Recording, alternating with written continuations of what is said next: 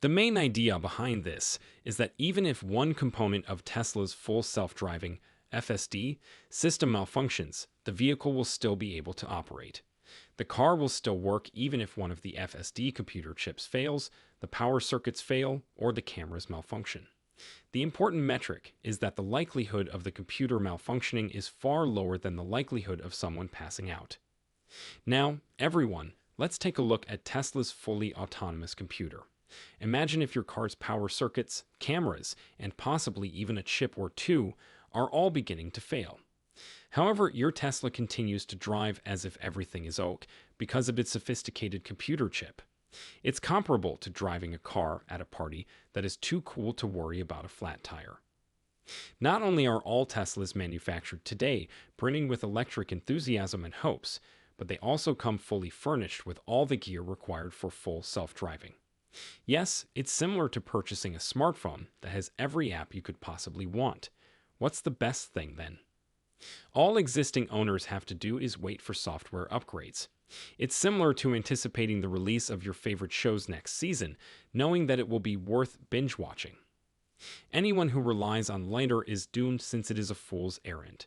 It's like having a costly appendix with a bunch of superfluous pricey sensors. A single appendix is problematic, several are absurd. Moving on to LiDAR, Elon Musk believes it's overkill and utterly outdated, akin to bringing an encyclopedia to a Twitter argument, or as Tesla might put it, look, another redundancy. It's pricey and, to be honest, uses electricity like a tourist with a complimentary drink ticket when fueling a city transport. This is where Tesla shows off its fleet of high-tech vehicles, driving about gathering a variety of data.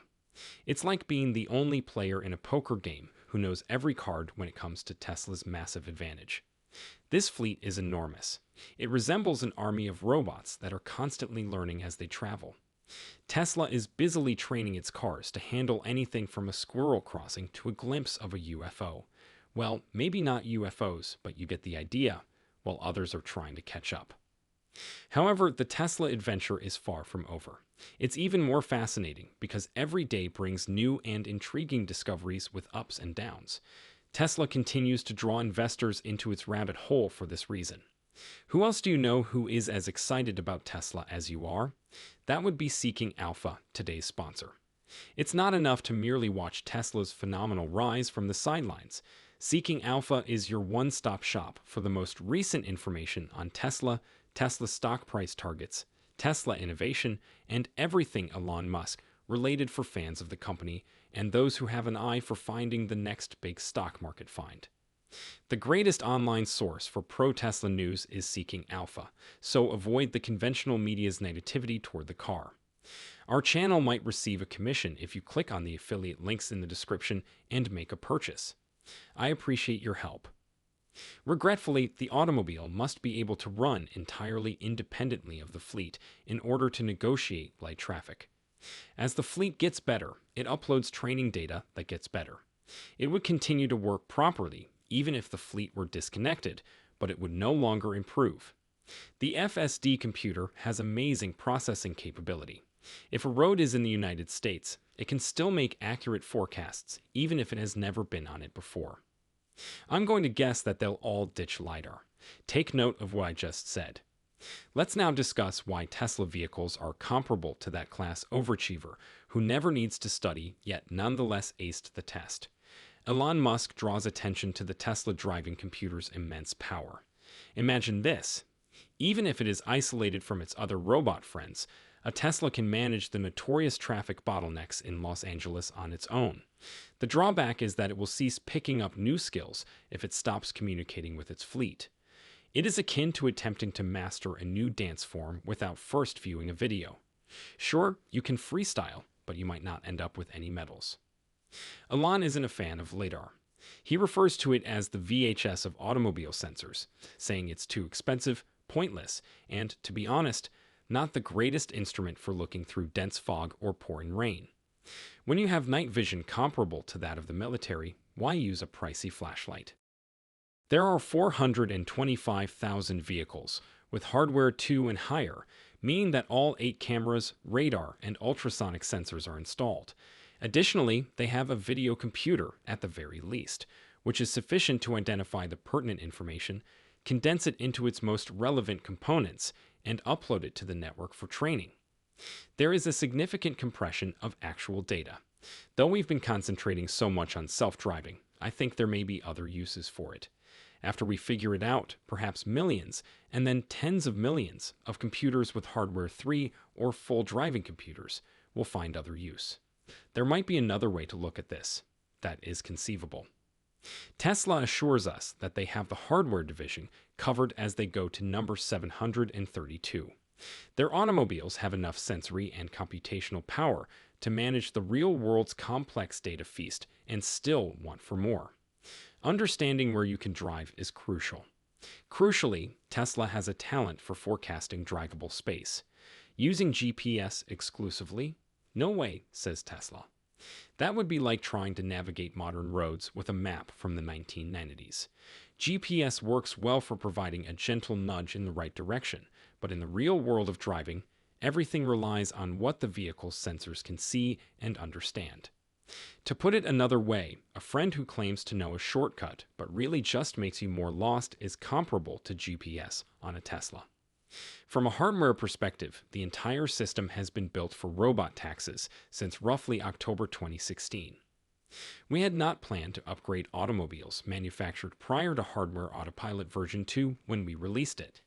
We believe that building a new car would really be more expensive than updating the current ones. To give you an idea of how difficult this is, it isn't worth it unless it is built in. We've covered the hardware, software, and vision of self-driving cars in the future. This is a serious software issue that should not be taken lightly. A particularly challenging software problem is managing massive volumes of data, training against the data, and vision-based car control. In 2016, Tesla has already begun to assemble the components for their autonomous robo-taxis. The short version is that Tesla systems are built to maintain smooth steering and brakes on auxiliary power, even in the event that the primary power pack decides to take a day off. It's similar to having a car backup generator, only better because it can also steer and brake. Now let's discuss software. It takes a massive effort to manage this fleet of robots. It entails analyzing vast amounts of data, teaching AI to view the world the way humans do, and making sure the vehicle is prepared for whatever turn the road may present. Imagine it as attempting to educate a robot how to walk through the room of a teenager, unpredictably chaotic, but somehow successful. Production claims that we receive more than 5,000 Model 3 vehicles per week. For us, 5,000 cars a week is practically routine at this time. It's not even difficult. In addition, we are creating and implementing solar roofing and doing large-scale solar through the acquisition of SolarCity. Version 3 of the solar tile roof is now under development, and production of the roof is anticipated to begin much later this year. It's fantastic, and I have it at my house. Powerwall and PowerPack are our creations. Presently, the PowerPack is utilized in extensive utility systems on a global scale, encompassing the most operational battery installations above 100 megawatts. We anticipate completing a gigawatt-scale battery installation within the next year or two. In the present day, Tesla offers more than simply high-end electric vehicles. Elon Musk talks about producing 10,000 cars a week. Not only do we talk about cars, but also about solar projects and batteries that are more advanced than your typical energy drink. This is similar to a power-up in a video game, but for cars.